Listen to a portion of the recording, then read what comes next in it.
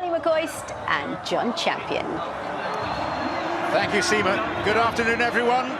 So it is the day when we find out if, as Pelé suggested nearly half a century ago, the axis of world football is ready to tilt in the direction of Africa. We've been here before, of course, with Cameroon in 1990, Senegal 2002 and Ghana in 2010, but here at Al Tumama, shaped like a traditional Qatari hat on the edge of the Doha Desert. The difference this time is that Morocco represent not just a continent, but the Arab world too. So many nations who in everyday life may have their differences, but where football is concerned, they feel able to coalesce around a common cause. The overwhelming majority of the support here is for Morocco, leaving Portugal in the role of isolated strangers in what must feel like a very foreign land.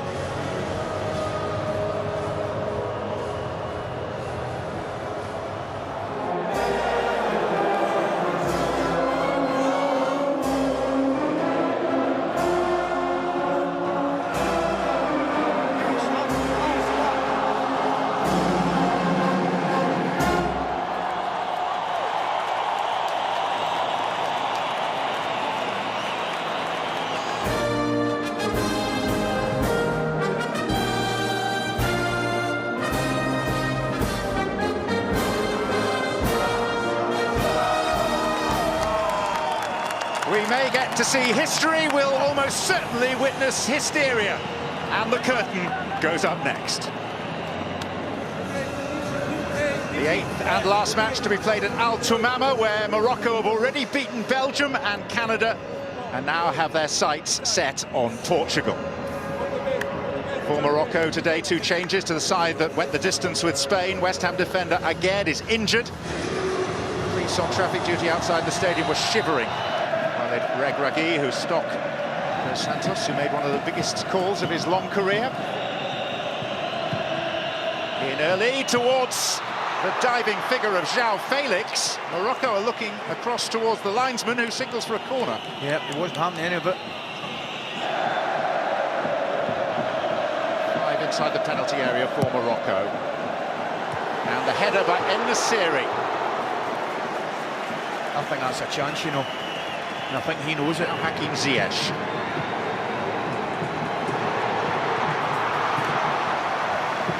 I think we can allow him that. First time he's received the ball in a wider area.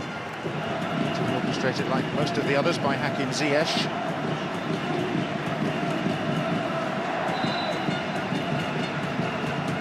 En-Nesyri going in.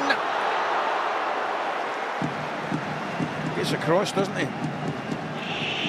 Ruben Dias, Ruben Neves.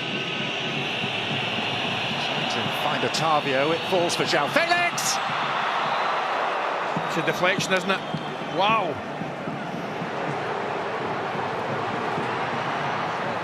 Atiat Amala! Just a bit behind him. You can't get too much on it. You just got to try and redirect that one. From Morocco, this is Boufal. They've got the flair players, he's one of them. Yeah. Oh, first time by the silky João Felix. And he knows it's a chance, it's certainly a half chance. Atiat Allah. Nesri! Goalkeeper at fault, no question about that. But more pertinently, Morocco are first to strike. Well, he just wants it, doesn't he? He just wants it. Atiat Allah puts the ball across into the dangerous area. Goalkeeper Costa, he's got to come for it. Once he comes for it, he's got to get it. But boy, did En-Nesyri want it. I think this Diaz just takes his eye off it a little bit because he sees the goalkeeper coming. Bruno Fernandes. Goalkeeper was getting nowhere near that. What an effort that is. And he means it. Don't you worry about it, he means it. 3 against 3 here. Oh, it's a right foot finish all day. What a break. Weight of the pass is perfect. it has been quite the closing stages to this first period, which ends with Portuguese protests. And Morocco following in the footsteps of Cameroon and Ghana in taking the lead in a World Cup quarter-final. As others were unable ultimately to see it through, they came mighty close. Cameroon in 1990 within 8 minutes of beating England in Naples. Coming to a couple of late Gary Lineker penalties. Johannesburg, Asamoah Gyan's penalty hitting the bar late in extra time.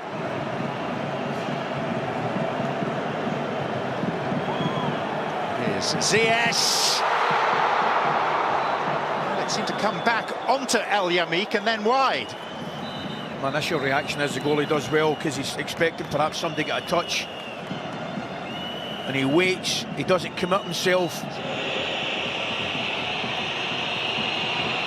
Ramos, headed opportunity, which is as good as anything they've managed to carve out. We've hardly said Ramos's name today. He's been very quiet, first half, been almost invisible. Lovely turn, Otavio. It's a good ball. Bernardo Silva. Bruno Fernandes! What a chance, it really is. Just hanging about the edge of the box, takes a good touch. Bruno Fernandes. Too long for Ronaldo. That's unlucky, it's a lovely touch he takes to come inside. Morocco have gone to a back five. Rafael Leao. And the referee's given that. Yeah, they look as though they're going to a back five now, Morocco, John.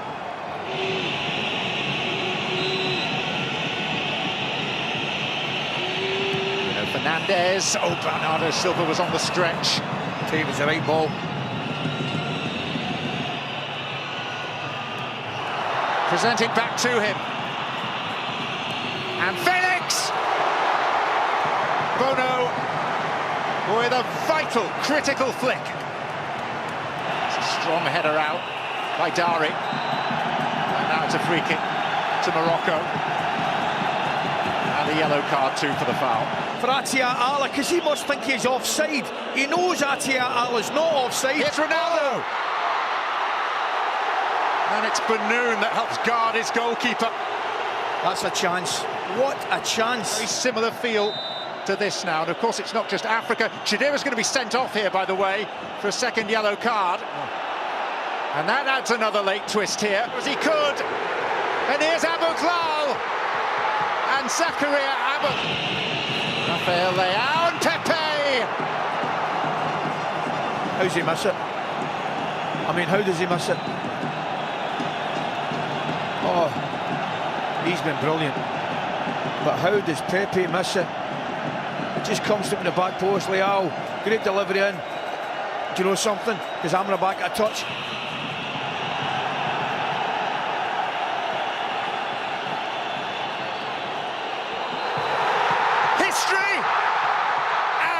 Hysteria. A genuine tilt in the axis of world football.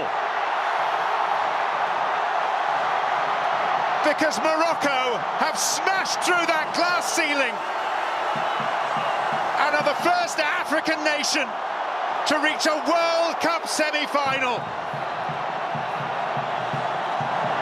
Ronaldo is exiting the stage in tears. His World Cup dream surely over forever.